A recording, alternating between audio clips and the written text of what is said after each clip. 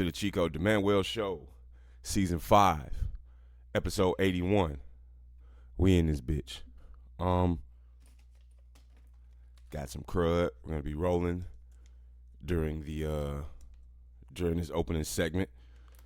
So I ain't been haven't been getting the best sleep these past couple days for whatever reason. I don't know if it's like the tennis has just been like exhausting me or something. I've been playing tennis lately, but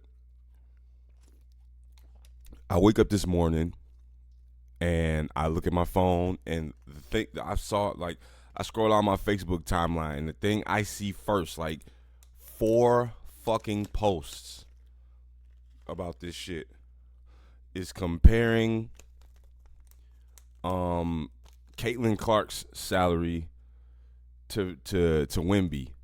I know Victor Wembanyama. I'm probably mispronouncing that. I hope I'm not, but they're comparing their contracts, and it's like, this is why I cannot stop talking about the wage gap and other shit and start talking about more meaningful things, because like people just won't shut up about obvious shit. Like, this is obvious. This is not a mystery. I think at a glance what I saw is Caitlin Clark's rookie salary is going to be like $330-something thousand for a few years, and Victor Wembanyama is like $55.1 million. Now, I think is almost meaningless to point out. First of all, this needs to go. Second of all, this has been happening. Like, how come nobody complained about Dwayne Wade's rookie contract in comparison to some women? Somebody never complained about LeBron James' rookie contract. Nobody complained about Steph Curry's rookie contract. Nobody complained about any other notable basketball player's rookie salary in comparison to a woman until Caitlin Clark showed up. It's never been a problem. Let's not forget here that the WNBA is completely subsidized by the NBA. So the fact that you're getting paid anything for this non-entertaining sport is like, that's the takeaway here. Like, you're getting paid. And these feminists are going to say, well, this is, I saw a post a dude said the wage gap is real. It's like, who's denying the wage gap? Who said it isn't real? Who said it isn't real? There is obviously a pay gap between men and women for the same jobs. And this would probably be a textbook example of that. But you got to understand, the men's game and the women's game, y'all are playing the same sport, but it's not the same game. The level of athleticism, the level of skill involved, all that shit, it's not the same game. The men's basketball and the women's basketball are two different sports. They just are. So, and then look at Victor Wembanyama and look at Caitlin Clark. The dude's like 7'4". The dude was like the first player in NBA history to get, like, I forget, it was some kind of stats. He had like 30 points, 20 rebounds, 5 steals, and 5 assists. Like, he's the first player in NBA history to do that. Like, Caitlin Clark broke a scoring record. And that's not I'm not saying that to diminish her at all. Like, I have no hate towards Caitlin Clark. Like, I want to see her have a career. I'd like to see her play in the WNBA and be a fantastic basketball player. I've got nothing against her. Okay? Caitlin Clark is fine with me. What I do have a problem with is all you morons out there, all you fucking idiots out there who are just trying to steal her joy. Like, you can't let her just be happy with what she's done. It's like, oh, she got to make $55 million because blah, blah, blah, blah, blah. But then when she's offered $5 million to go through to the big three, some of you bitches is hating. Shut the fuck up. Stop this talk. Stop all of this shit, man. It does nothing. It does nothing. So we got an article here, courtesy of The Independent. Caitlin Clark's rookie salary with WNBA sparks outrage. Now, my first question is, sparks outrage from who? I mean, you see Caitlin Clark right here. She looks happy. She's smiling. You know. Who is outraged by this? Is Caitlin Clark outraged, or a bunch of motherfuckers who've never touched a basketball in their life. Who's outraged? Like, how much money is she supposed to get in this WNBA league with a 35-game season that plays in between the NBA season? Like, they don't play while they play like their game starts like when the playoffs are starting in the NBA, if I'm not mistaken, somewhere in that neighborhood. Like, it's not like they're playing they ain't playing no 82-game season. So you want to play 50 less games and get paid $50 million more to do it. Where's the money going to come from? Let's read the article. Caitlin Clark, the record-breaking NCAA basketball star, was selected first pick in the 2024 WNBA draft by the Indiana Fever. However, her rookie salary with the professional league has sparked outrage over a pay disparity in women's basketball.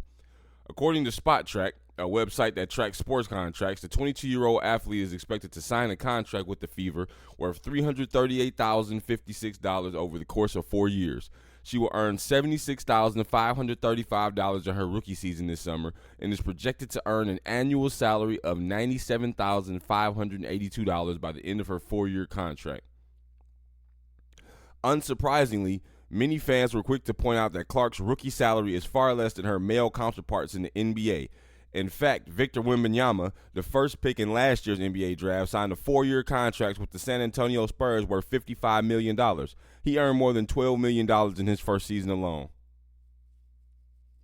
Let's just read this quote. Greatest player in college basketball history just got an entry-level project manager salary, one fan wrote on X. All right.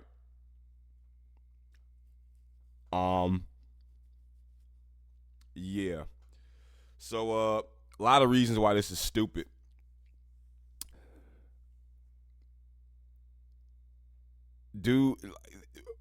What notable rookie, like with notoriety like Caitlin Clark and Victor Wim, what notable male rookie has been what notable female rookie has been paid less than a male rookie and it's been an issue? Like, it's way too soon to call her the greatest player in college basketball. Okay, college basketball history. Okay, never mind. I was thinking basketball history. College basketball history. Okay, she broke the scoring record. That argument's on the table. Like, scoring titles are definitely ammo to support an argument of somebody being one of the best players of all time. Scoring titles help. So, okay, yeah. But have you heard of people like Tim Tebow? Have you seen like Zion Williamson, like Robert Griffin III? Like, just because you have success in college, that doesn't necessarily translate to success in the NBA. Look at what they're doing to Bronny James. Like, he averaging like 4.8 points, and they basically saying it's a disgrace to basketball because he's only being drafted because of his last name. So it's like, even if she is the greatest college basketball player in history, where's the money going to come from? Where is the money going to come from to pay her? Let's say you do want to give her $12 million. Where's that $12 million coming from? If you pay her $12 million in her rookie season, it's going to come out of every other player in the WNBA's pocket. It is. This argument is just stupid. It's not even fallacious. It's stupid. It's a low IQ argument. This is bogus. They made more headlines than any man that is currently playing. Pay women what they deserve in sports. These people frustrate me. These people that talk like that, pay women what they deserve. Like, why do they deserve it? Because you won't shut up? Because you're loud? Like, you're just bitching. You cannot bitch your way into more shit. Like, bitching doesn't solve anything. It just makes people resent you. And then if you do happen to get whatever you bitching about, it's not even going to be enjoyable because nobody wants you to have it. Pay women what they deserve. Like, she is getting what she deserves. Like, the best female player in any sport is not better than the male best. It's just not. It's not about how you feel. All this shit is an emotional fucking argument that these people are launching. Like, there is no feasibly economical way to, like, pay her fucking $12 million in a league that can't even stand up on its own 2 feet. Yeah, she might have made more headlines than any man that's currently playing, but that's because you guys won't shut the fuck up about her. Like, yeah, she broke a scoring title. That's newsworthy. But now you talking about, give me one reason why she can't go to the NBA. Like, off a scoring title? No. That's why. Like, she's playing good ball. I watched her highlights. She's playing good ball. But not like not $55 million contract good ball against women's with that smaller ball. Y'all don't want to entertain anything about changing the sport to make that shit more entertaining. Y'all don't want to lower that rim. Like, I want to see some women dunking on women. I want to see a more physically aggressive sport. And if y'all cannot do that shit with highlight reel layups. Just doesn't work. Like, if I can't see grown men shitting on each other and ending up in each other's posters, like, you look at a poster right now, oh my God, another fundamentally sound layup by the women. It's not interesting. The statistically greatest college basketball player in history is getting paid a 5-digit salary in a professional sports league. Ridiculous. What's ridiculous about it? Rookie contract, 4 years. Here it goes. It's broken down. Prop this up on the screen right here. 4 years, $338,000, 56, and they got it broken down by year. How And one thing I'm not seeing is, like, how does Caitlin Clark feel about this? Like, how does Caitlin Clark feel? Like, in every picture I see her, she's smiling. I don't see her popping up in any TikToks with these sassy ass clapbacks or any shit like that. Like, how does she feel about it? If you ask me, from what I'm seeing, it seems to me that Caitlin Clark is fine with this. I haven't seen, and it's not to say that it's not there, because I don't follow women's sports because I ultimately have better things to do. But it's like, how she feel about it? Like, y'all cannot just like let her speak for herself. Damn, not everybody just want to get catapulted into the spotlight and then be held. And then what if she's a bust? And y'all gonna be sitting there saying, I can't believe we blah, blah, blah. This is why fuck the public, man. Fuck the public. And I understand you need the public to do all this and blah, blah, blah, and all this. Fuck the public, man.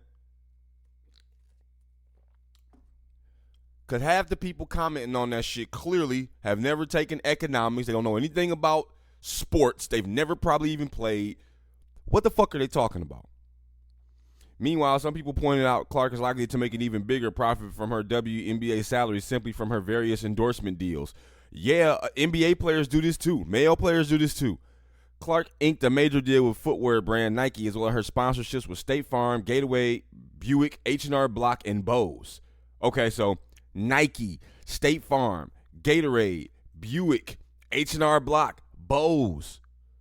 From those deals alone, she's supposed to make more than $3 million a year, according to her NIL valuation. So if she's still going to make the money in endorsements, who gives a fuck about the salary? Like, she's still getting paid. Like, she's getting noticed. She's got 6 brand deals. How many other WNBA players got 6 brand deals? What are you guys complaining about? It's not like she's going to be walking away with $78,000 a year. She's making $3 million off them endorsements. She's good. And that number can definitely increase if she has more success in her WNBA rookie season. Like, if she goes and crushes the game there, that number is going to increase. That number is going to increase. If she goes to the WNBA and balls out, like, why don't you guys just sit down and wait a second instead of making all these sexist-ass remarks and all this stirring up all this hoopla about nothing? I know she's going to make a bag off endorsements, but Caitlin Clark's WNBA contract is straight up disrespectful. Disrespectful on what grounds? Like, who else is making that? Like, who else? I mean, and she's still a rookie.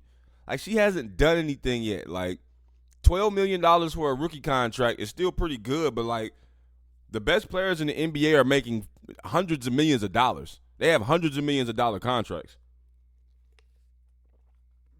Zion's contract was huge, and look at him, you know? And I'm not saying that every rookie, I'm just saying that to, like, this is why you don't get a bunch of money out the gate. Like, yeah, you balled out in college, great, but, like, we need to see you do something here before we just gonna start shelling out money that we don't even have. Like, don't even have. Even Pittsburgh. Oh, he went to Pittsburgh? Okay. Pittsburgh Steelers quarterback Russell Wilson called for Clark and her fellow NBA players to make higher salaries. These ladies deserve so much more. Praying for that. Well, fuck what Russell Wilson thinks. Like, Russell Wilson is a simp. He's got everything he wants. He's got Sierra. He's married. He's all that shit. Whatever. Take that argument. I'm not. You can hit me with all the evidence you want. I'm incredulous. Russell Wilson's a simp. I don't give a fuck what he thinks. Let's see how much more. This should probably be like the last paragraph right here. Last couple ones. All right. Throughout her time as point guard on the University of Iowa's Hawkeyes, Clark has been lauded, slow down, as one of the most successful players in the women's NCAA.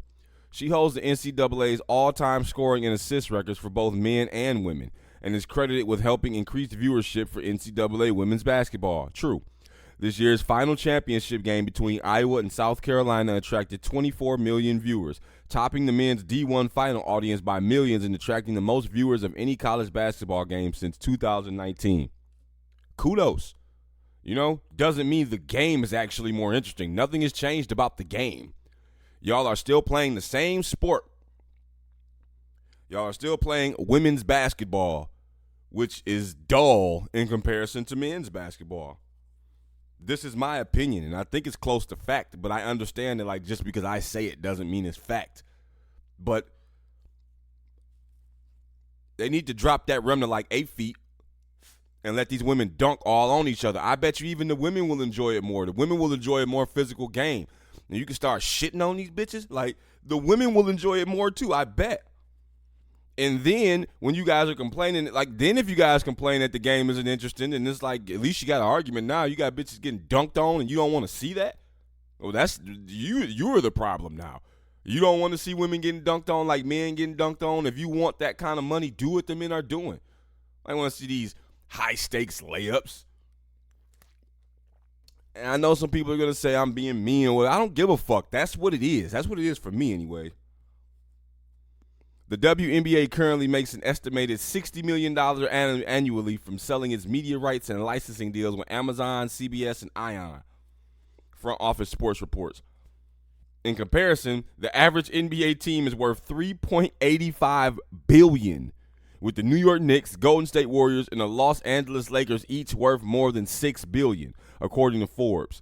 The NBA is expected to strike a media rights deal this summer worth $60 billion and $72 billion, while the league's previous TV deal with Disney and Turner in 2014 was worth a combined $24 billion. So, yeah, for all you economics failures out there and scholars who just can't seem to understand the basic math and keep involving your emotions in it, like we give a fuck about how you feel. Like, it said, what was it? The WNBA makes $60 million annually.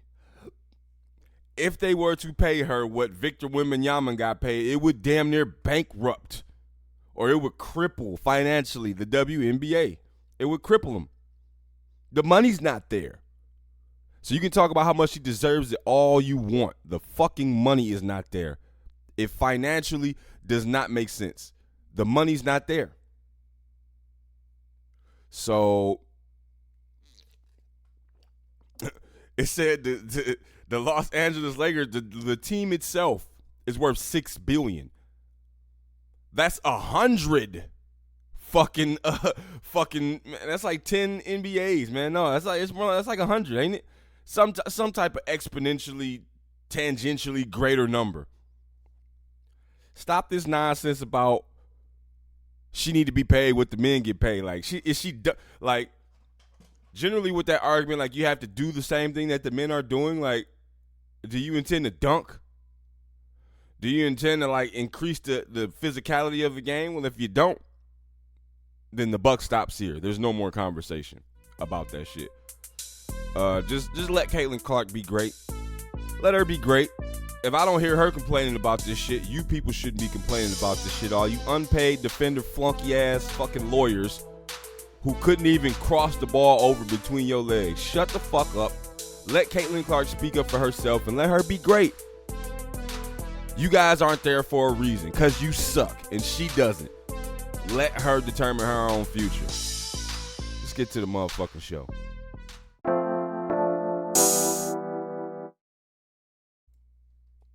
All right, let's keep shit rolling. So this headline caught my eye. And I found it rather odd once I looked into it and seeing what was going on. But I think it's a very good example of how far too many people are being allowed to like be here who hate being here. Like, your citizenship ain't some part-time job. Like, you kind of have a duty as a citizen to like ride for your country. Like, we got our own issues. Every country got its flaws. Every country done something horrible, per se. But to be living here and allowing people to say shit like death to America and that the system shouldn't exist and all that kind of shit, like 20 miles from where I'm at, like 20 miles give or take. These motherfuckers they're here and they don't want us here. So how is that not terrorism? You know, these idiots blocking highways over a war that's not even happening here, fucking up supply chains, delaying health care and medical emergencies and all that kind of shit. They don't give a fuck about all of that shit. They give a fuck about a war somewhere that they're not going to go fight. If you want the war to fight, go join your side. Go join whatever side you care about and help them win the war. If you really care about the war. If you really care, why the fuck are you over here in the safety of the United States? Go risk your health and life and shit to fight for that cause. Don't do that shit here. You know, we ain't got nothing to do with that shit.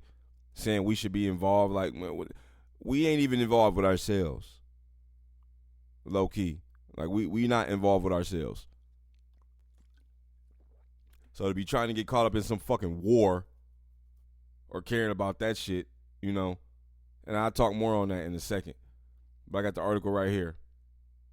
Seattle dance team could not perform because U.S. flags made people feel triggered and unsafe. Quote. Courtesy of State of the Union. So you can't really see it right here. I mean, you can kind of see it. This picture's kind of blurry. But it's a little brief excerpt I want to read. And then we'll watch a video and that'll explain most of it. Says a Seattle women's dance squad was told they could not perform at an LGBTQ-hosted country dance event while wearing their usual American flag-themed uniforms. Some attendees at the Emerald City Hoedown reportedly felt, quote, triggered and unsafe by the outfits due to issues like Palestine and the transgender community. Like, what the fuck?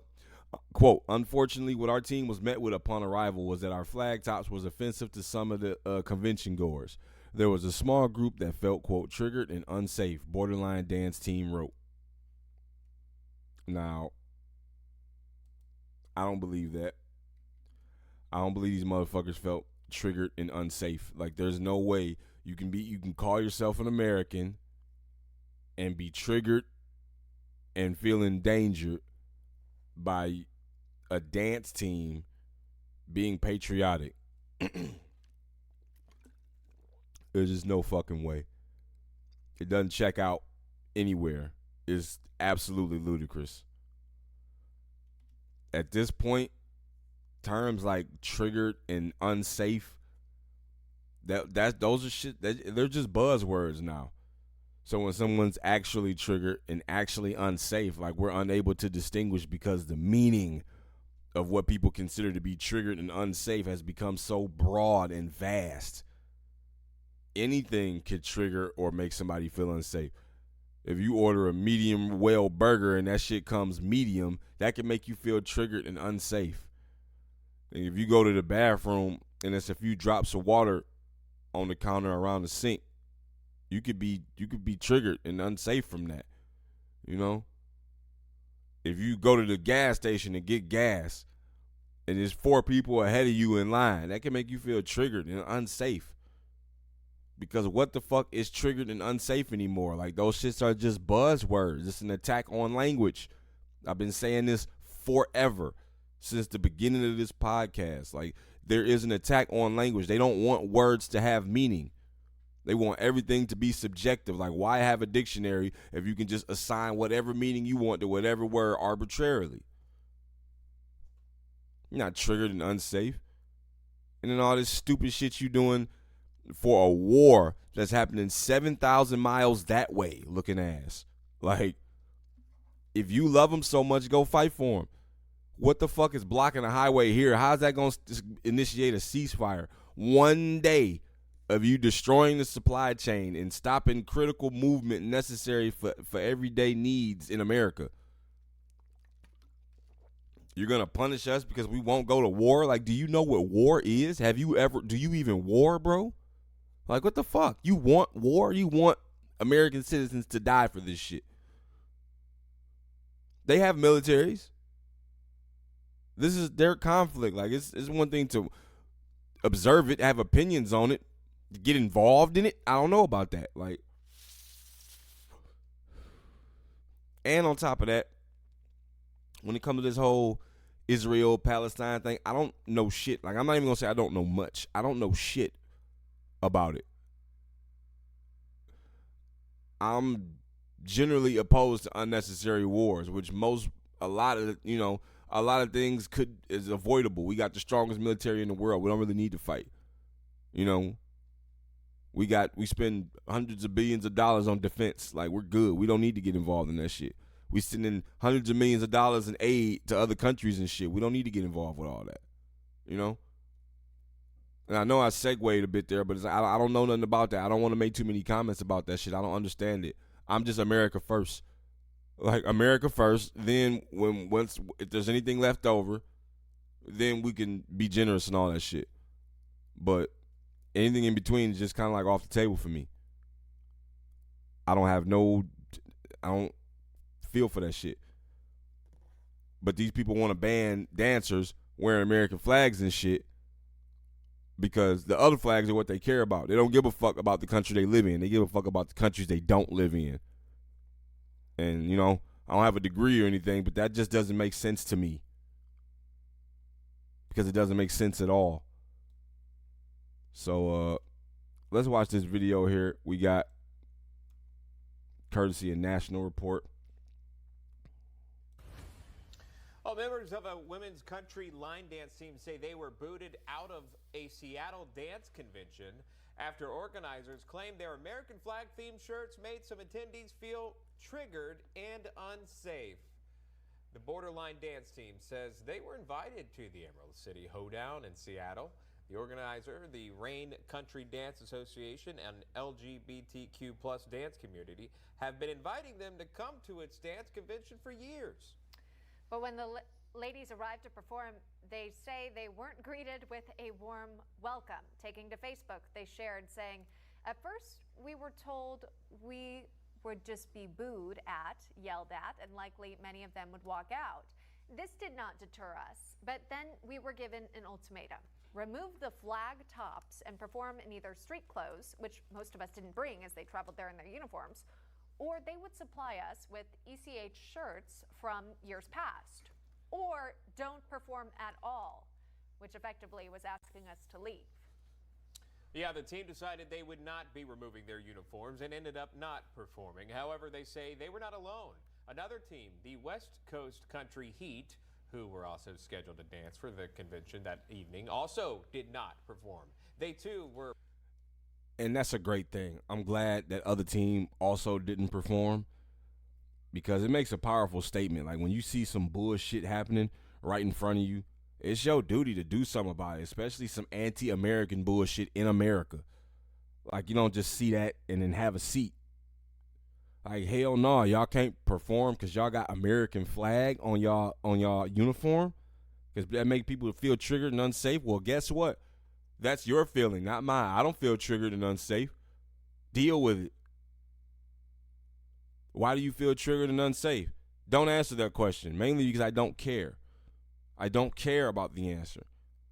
If you feel triggered and unsafe, it's up to you to do something about that shit, and you did the wrong thing. You know, this shouldn't make you feel triggered and unsafe. And if it does, you don't need to be here. Because guess what? You're going to see American flags in America. The fuck? We're proudly wearing patriotic uniforms. Both of the U.S. teams stood in solidarity in putting actions to words. Again, the dance team told the American flag shirt they didn't feel safe, and they felt triggered by it. What's really sad is, you know, we're about to be discussing Chance calling for death to America and death to Israel, which I know we've been covering it, and we'll dive into that a little deeper. And yet it's the American flag shirt that's too offensive and goes too far for people these days. Really, the flag that's supposed to represent all of us, all different races and backgrounds and sexual orientations and gender identities. Everyone's included under the American flag. And this is what pushed people to the limit. These ladies couldn't dance, really, at this dance festival. It's so disappointing. I think the fact that it happened in Seattle is maybe a little less surprising, right? Yeah, Based that's on the trend. surprising. Sure. But also just the sheer censorship, too, which could go unnoticed, that you are discriminated against if you are wearing something that is supporting the nation for which you stand. And to compound on that real quick, like these are the same people that say they are discriminated against every single day. Every time you hear about these people, it's a new discrimination tactic. It's a new exclusionary tactic. It's a new something against them. They never shut the fuck up about all the discrimination that happens to them. And then they turn around and they do the shit to someone else. And it's okay. And they feel justified. And they're not going to apologize. And they don't see anything wrong with it. The fuck is up with that? It's okay for you to discriminate, but your whole presence in this country is built on being discriminated against? Make it make sense. Make it make some fucking sense for a fucking change. Because it doesn't. And it's frustrating. The nation for which you dance, right? This is all they wanted to do, is have this friendly dance competition. They're patriotic. They love their country. What's so wrong with that? I remember a time during 9/11 where everyone was putting up American flags everywhere. You love your country. It's sad to think that the only time that you can really come together with just about everyone from the far left, far right, everyone coming together is when things go really bad, and you start to realize that you're unified when you're under attack. Unfortunately, even to think about that, but that has been something that this nation has faced before. And now we're in this zone where you're feeling triggered by the American flag, and if you're having anything with it, you're kicked out of the dance competition. I'm sure those ladies are doing just fine, and kudos to them for not caving to those requests. Yeah. Definitely. He's 100% right. Caving to those requests is always the wrong thing to do in that situation.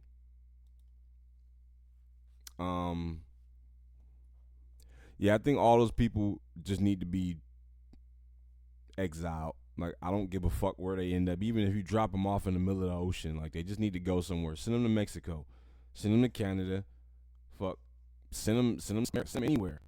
See, go there and do that shit in some other country, and then start quoting your rights and shit and see what happens to you. and that ain't just like a joke either. Like, I seriously recommend it for you guys. Since you're so fucking unhappy here, since everything here is just not up to standards for you, since you live in a colonizing, racist, systemically fucking disadvantaged, all this shit you talk, go somewhere else. You know, doesn't it just make sense? Like, if you think the grass is greener on the other side, why not go to the other side and see for yourself? Don't just watch TV and fucking read Reddit threads. Get your fat, stupid, ugly, lazy ass up and go see for yourself. Don't just take our word for it. You know, you hate being here so much, like, you think we're going to miss you? You think anybody's going to be begging you to come back and be a part of this shit? Fuck no. No. Hell no. You don't even want to be here. And you've made that very clear. You've made it very evident. There's no reason to argue in your favor whatsoever. Just pack up all your little worthless, meaningless shit Go live in Romania or go live in fucking Ecuador or fucking go move to like Egypt or some shit. Get the fuck out of here. We don't want you here. And all those people saying death to America, they don't even need to go to prison. They need to be, them the ones need to be dropped off in the ocean somewhere. Fuck you. Bitch, I am America. What you mean death to me? Death to me? How am I supposed to respond to that? Death to me? Oh, that's funny, guys. Good one. Nah, death to you, bitch. The fuck? In the little small-ass localized pockets where y'all in this nation. Dearborn. What the fuck is Dearborn? The fuck? The fuck do y'all make there? Fuck is significant about that shit? Like, why the fuck do y'all get to be here and talk that shit? Can we go to fucking Israel or Palestine and say death to Muhammad or some shit like that? Death to Allah? And survive? No. And I'm not saying they should be killed, even though I wouldn't take it off the table. But something should happen to you. And we're gonna talk more about that shortly.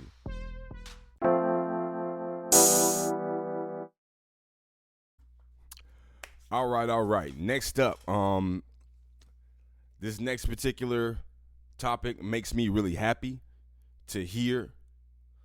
I don't give a fuck what it makes me. If it makes me a bigot, if it makes me a whatever the fuck, I guess I've been that forever. So let me get it prepared here real quick for you guys. Bang. Okay. So it's already on my end. So as far as this whole trans women in sports debate, so I guess there's been this transgender boxer, but not in the way we're accustomed to. Like normally, it's some failed athlete dude who goes over to the women's side and like thinks he kicks ass. So, but he doesn't. And he dominates. But in this instance, it's in the inverse. You have a trans man, which is a biological woman who thinks they're a man, competing in boxing against men. And the motherfucker was undefeated, 3-0, but with no knockouts. So, I mean, I guess in the spirit of fairness, you got to get credit for those victories because, I mean, but anybody can technically box.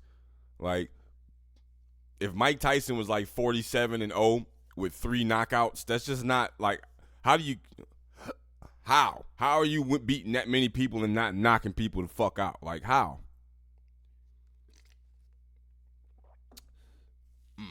Got some coffee on my face.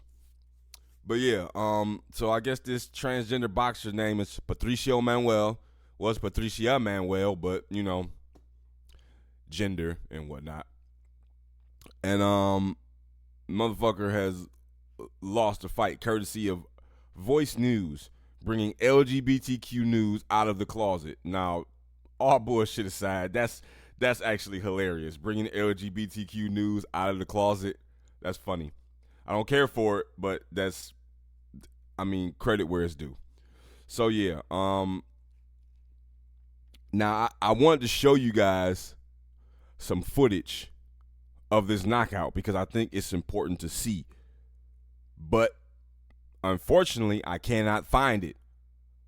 I didn't like look, but how hard should I have to look? Like you type in transgender boxer loses and some other shit shows up, but it's this clip of him and I'm only calling him just because, you know, I guess, you know, you're not going to call that person a her, even though it is a her.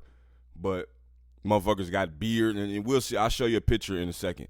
But I cannot find it. I can only find a clip of him fighting a motherfucker for like a minute or so into the first round. I guess he like eye poked or something. Something got the fight stopped. But it wasn't like a win. Like the fight got called off.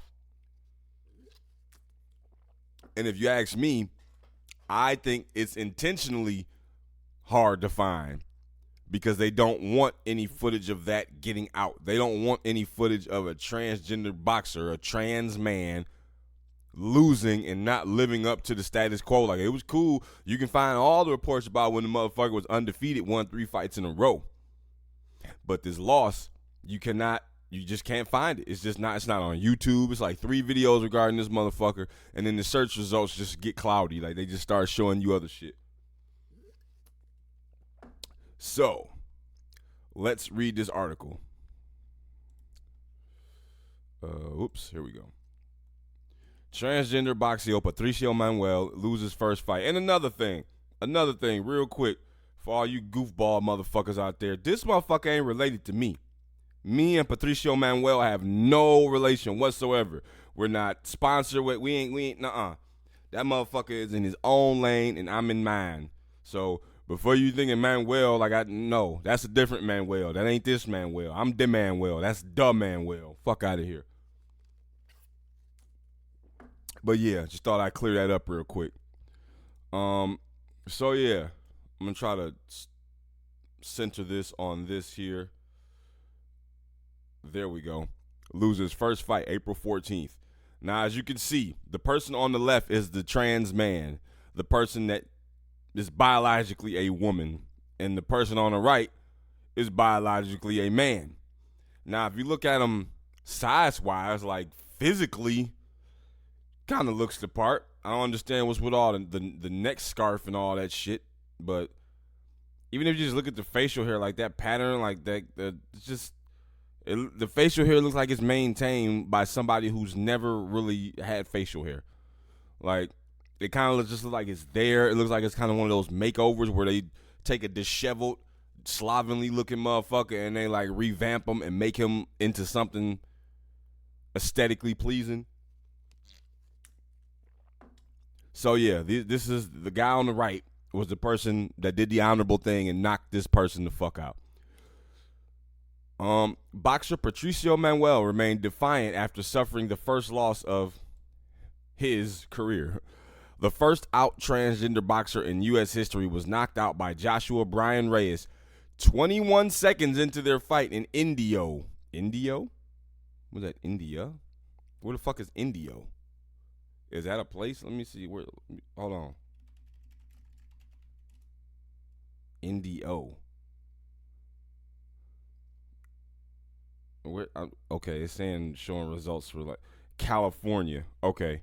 Never heard of Indio. I'm like, do they mean India? Like, what the fuck? Oops. Okay.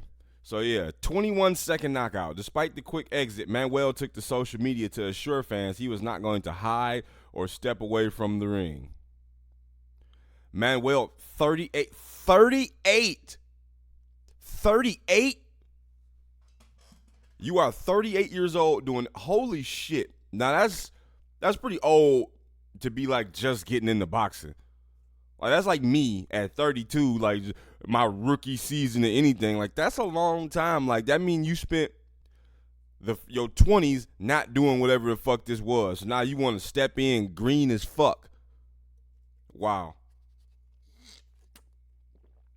Manuel, 38, said he was, quote, deeply disappointed by the loss and suffering from a bruised ego.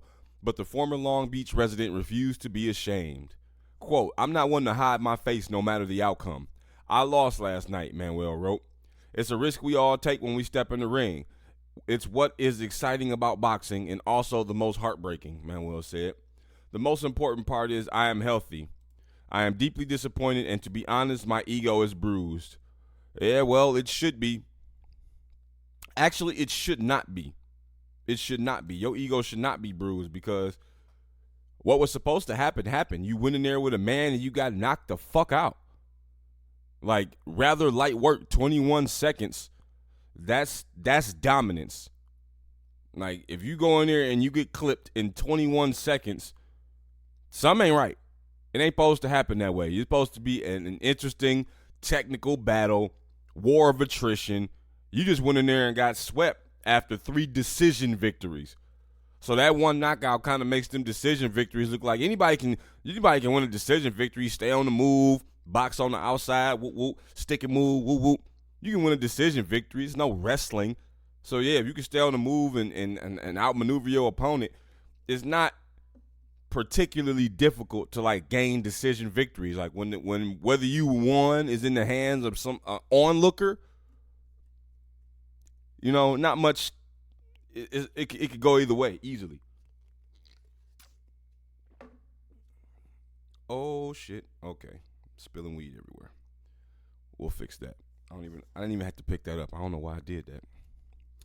But yeah, like your ego should not be bruised. If anything, like that motherfucker should have knocked some sense into you, so you'll go sit down and like do other trans man shit that don't involve fighting biological men who will crush your ass.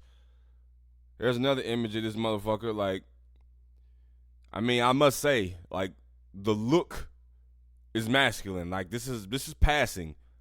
Like, if you really hone in and stare, you can kind of see. But this is particularly passing. With the only real thing here being you're not a man. But you sure as hell look like one, I must say. That was rude. Excuse me. Manuel fought in the opening bout of the Golden Boy fight night at the Fantasy Springs Resort Casino. Manuel was sent to the canvas 21 seconds into the fight after Reyes gave him a sharp punch to the chin. Manuel struggled to regain his footing and the referee stopped the fight. I've never been one to play it safe, and sometimes that means I fail. And life has taught me over and over again that failure will not break me. Manuel has overcome many struggles and risked everything to compete as a male boxer. Manuel has competed in boxing tournaments since he was a high school student. His career as a female competitor included 5 national amateur championships and a stint in the 2012 Olympic trials. But after suffering a shoulder injury, Manuel was eliminated from those trials. Okay, so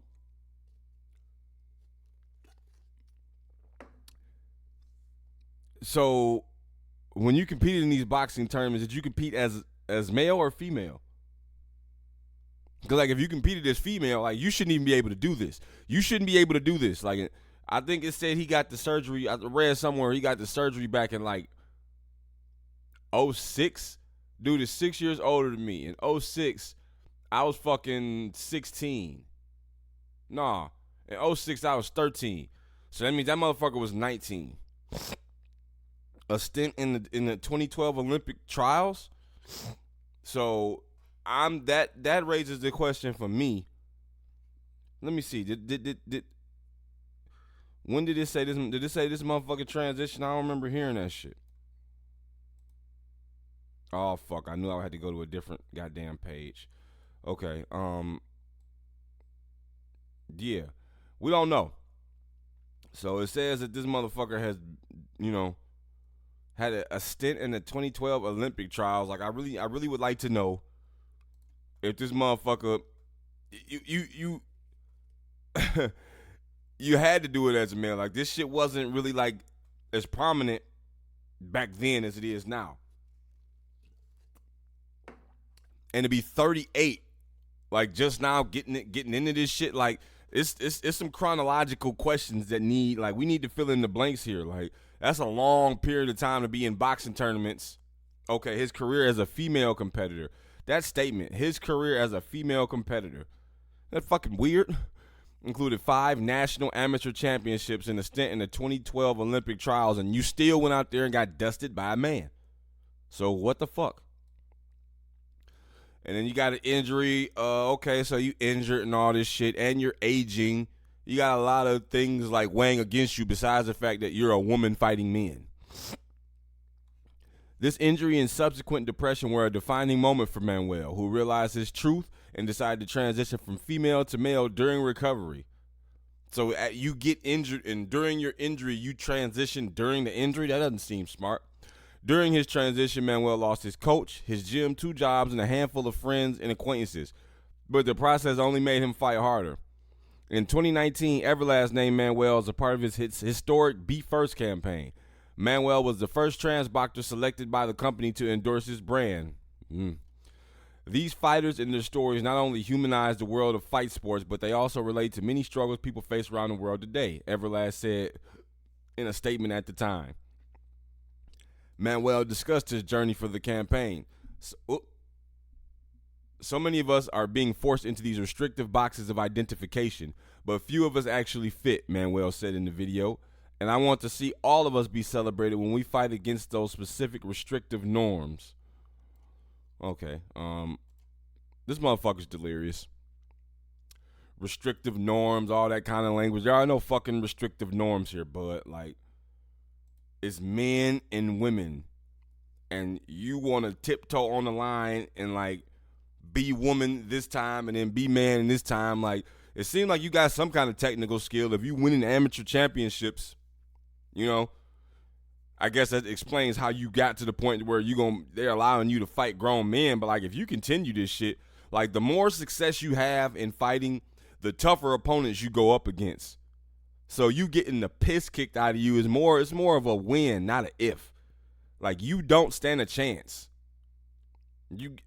And especially with you getting knocked out, like, those knockouts, that's cumulative damage. Like, you don't just keep getting knocked out and just keep stepping into the ring like nothing happens. Like, very few people have that inverse where it's like the more you beat them, the more they keep coming at you.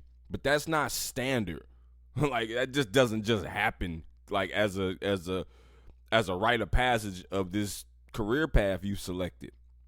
You know, getting knocked out takes tolls. Like, if you just watch UFC 300, when Max Holloway knocked out Justin Gaethje, and like he put out a tweet after the fight, and it was such a sentence it was grammatically flawed. Like, it was like you would have a stroke just trying to read it. Like, the motherfucker was like, "Yo, Holloway, just remember, brother, you who I knock out in that last second win bout, but don't remember champion fight when I walk back through the what's that?" And you like, you be sitting there looking at your phone trying to read this shit. You be like, "What the fuck? The fuck did this nigga just say? What?" You'd be like, "What the hell?" Because he's punchy. Like, those take tolls. Like, you cannot be a brawler and just walk into the ring or octagon or whatever, eat punches like breakfast, and expect to not get full on punches. Like, you eat, you get full. You eat punches, you get full of brain damage. Like, shit takes a toll. You don't see these guys in their regular lives when they spending time with their family and shit or going to the grocery store. You don't see them. But, like, that shit fucks you up. It's a dangerous, dangerous arena to be in. And you setting a real, real bad precedent. No matter how accomplished you are, like, you need to fight against women. Or you just need to just spar. But they should not be letting these women, regardless of how decorated they are, compete against men. It's just a bad idea. It's just a real, real, real bad idea. It's not something you should do. How many more trans men, biological women got to get knocked the fuck out in 21 seconds or less before we collectively sit down and decide that this shit is just a bad idea overall? When you figure out that number, let me know. Because it should be 0, but it's not.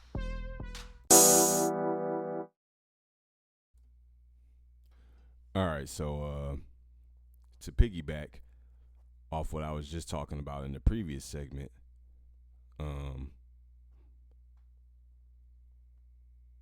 yeah, you got rights to free speech in America, which is a pretty valuable right to have, considered your speech rights in other places.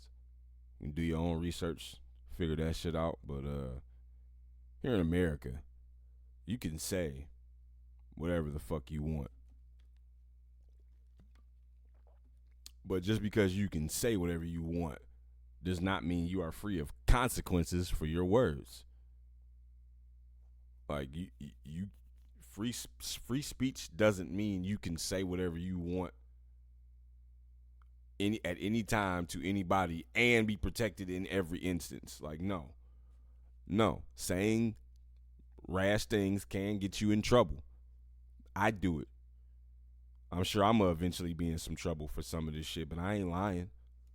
That's my defense. Like, I'm being honest. Like, I'm not sugarcoating shit.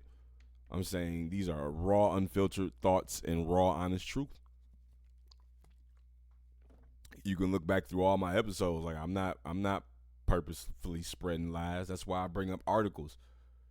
And sometimes if I go on like opinion segments or whatever, like, it's obvious that I am, like, you know.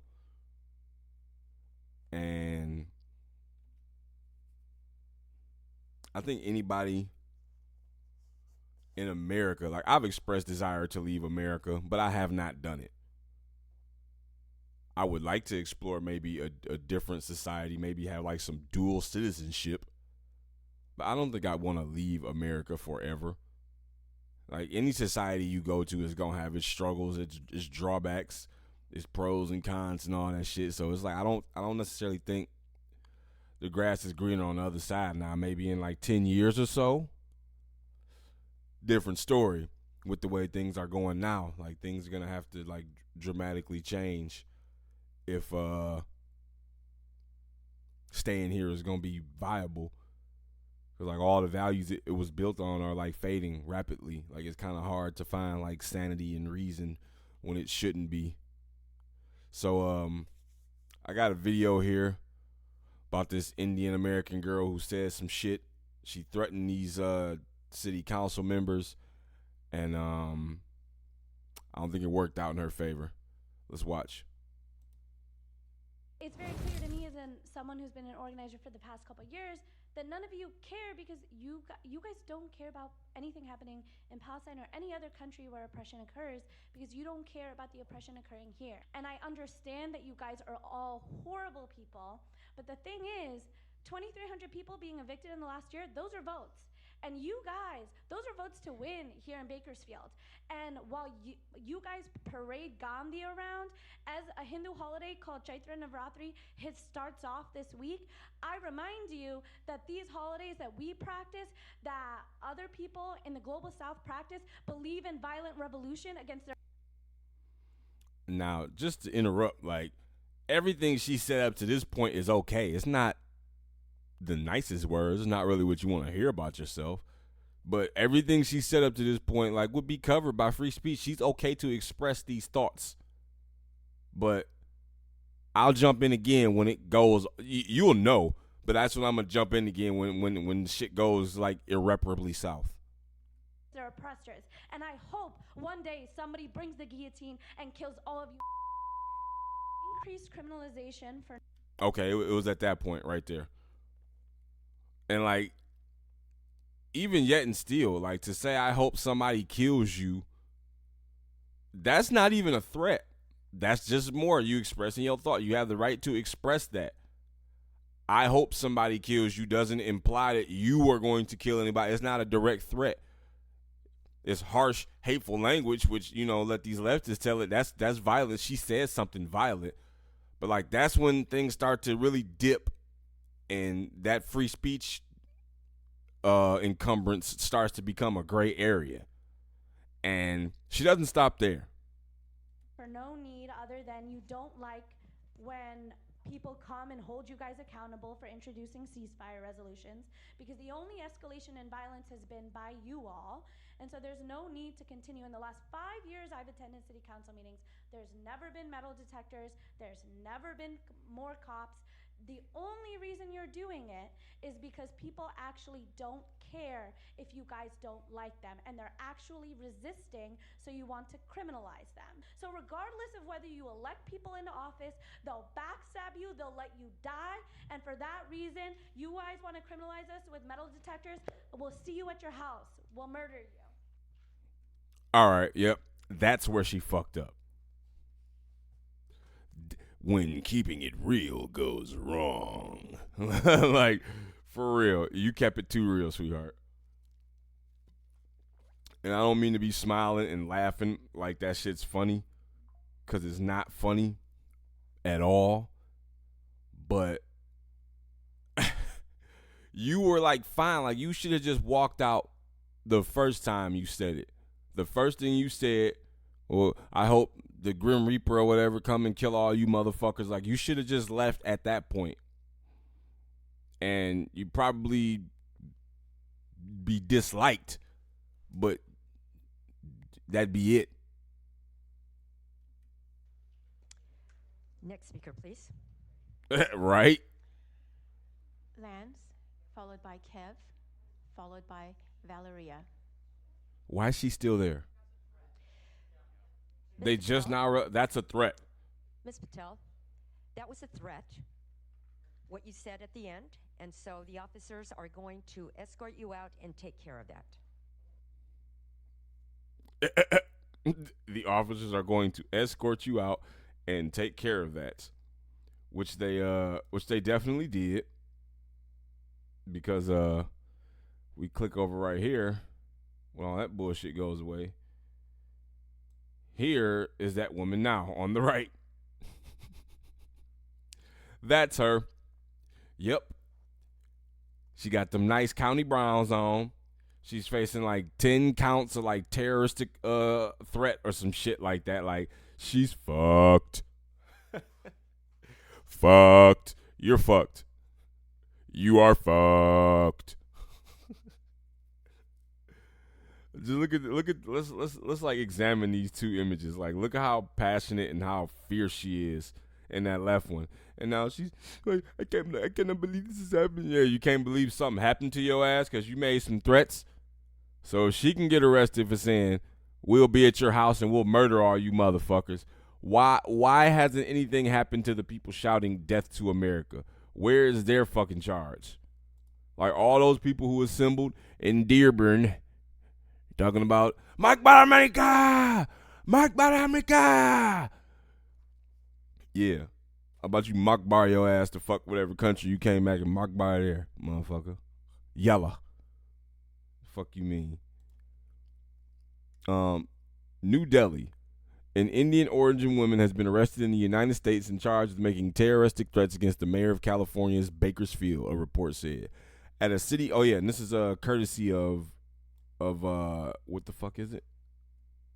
NDTV World. Okay. All right, so yeah, got to give him credit. Forgot about that. Yeah, at a city council meeting on Wednesday, the woman identified as Riddhi Patel directed threats toward officials, slamming them for not backing a ceasefire resolution for the Israel-Hamas conflict. Viral video footage from the meeting captured Ms. Patel's alarming statements where she expressed her desire for oppressed minorities to guillotine the city's officials. She even invoked the name of Jesus Christ in her threats, claiming that even he would condemn them. Quote, I remind you that these holidays that we practice, that other people in the global south practice, believe in violent revolution against their oppressors. And I hope one day somebody brings the guillotine and kills all of you, which we just heard. Which, like I said, is she can, if you hope someone guillotines someone, that is not a threat in itself coming from you. You're just saying that you have a desire that within the near future, within the unforeseen future, you end up in a situation where you get your head cut off. It's not saying I'm going to do it, not saying I'm going to try to bring it about. I just hope it happens to you. Accidentally, of course. So she was good there, but she came back and wrote a check that her ass can't cash. According to reports, Ms. Patel's threats were made during two separate speeches she delivered to the city council that evening. Initially, she voiced support for the ceasefire resolution, but anticipated its rejection, condemning the council members as, quote, horrible human beings. In her subsequent address, she criticized the installation of additional security measures at the government building, such as metal detectors, characterizing them as attempts to, quote, criminalize protesters. All right, that's a bit of a stretch. And, yeah, she did say that. Like, how is metal detectors criminalizing?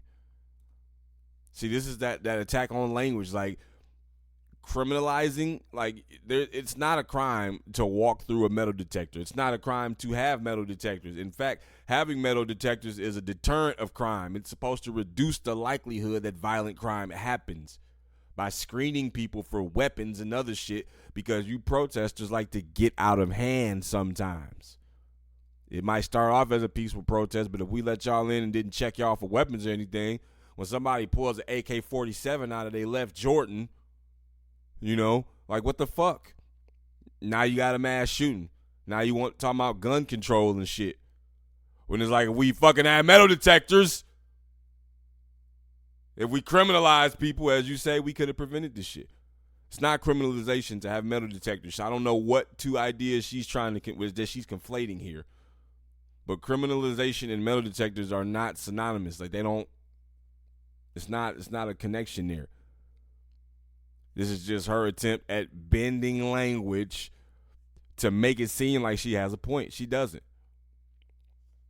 Quote, you guys, those who vote to win in Bakersfield, parade Gandhi around, blah, blah, blah. We heard her say that shit. We'll see you at your house. We'll murder you. And Mayor Karen Goes swiftly responded to Ms. Patel's threats. No, she didn't. She did respond, but swift would have been the moment she said that shit. She's already surrounded by officers. Like, you don't, like, the motherfuckers had to, like, verify it. Like, wait. What'd she say? She said that she would come to our house and murder us? Is that a threat? Is telling people you a murder? That is a threat, right? Okay, because I was on Pinterest the other day and I wasn't sure if that was the threat. Okay, Miss Patel, that was a threat, and we're gonna have the officers come take care of you. Ms. Patel was escorted out of the chambers and taken into custody by the police. Bakersfield police have said she faces 16 felony counts, including threatening with intent to terrorize and targeting city officials. Like I said, she's fucked. Fucked. There's no way you come back from this. And at least what she said wasn't death to America. At least what she said was like just some old hateful, hurtful shit. And even if you're a trans activist here, like you should be happy that she got arrested. Like, because just like y'all said, hatred is violence, right? Right, Lady Gaga? Hatred is violence. Or is that only when it happens to trans people? Like, her hatred towards them people is tantamount to her pulling out a 150-foot samurai sword and just decapitating all of them as they sit up on that bench and one swipe on some anime shit. Like, hatred is violence, right? She should get the death penalty. She should be dead because hatred is violence, right? Where are all the trans activists and all these people? Where's all the people against hate speech? If she lived in Scotland, she'd be dead, right? Right?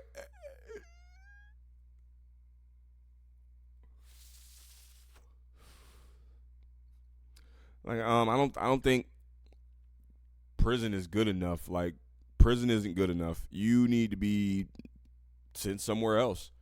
Go back to India. Or if you was born here, go to India. Don't go back to, go to, and stay. Shit, that's how you feel.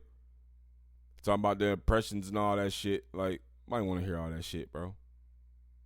Cut the crap. Cut the crap. I had to just do a little check. I got a little bit more to rant, but I had to make sure my shit was still right.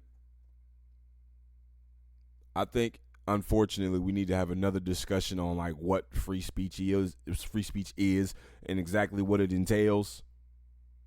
Because I think somewhere along the line, like we done got lost. Like we on a completely different tip now. Like there's no way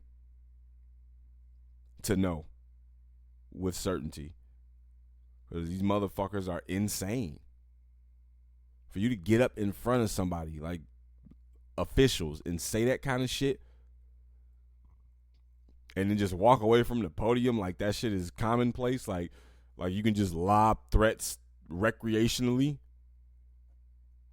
is indicative of a really big problem. A really big problem. That's not okay. It's never been okay. Because what if she follows through on the threat and we heard it and didn't do nothing about it? This is why threats get you in trouble. This is why you just cannot make threats. You can't just issue threats because you feel threatening. Like, doesn't work that way, bucko.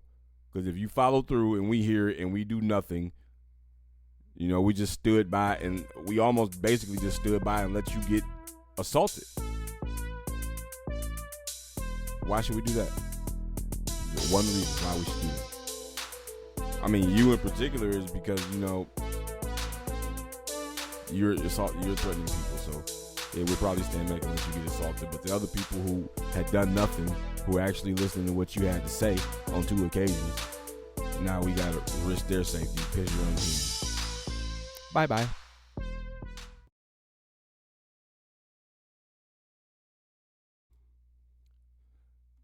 That's the show. Thanks for watching. Thanks for listening. Till next time, I'll holla.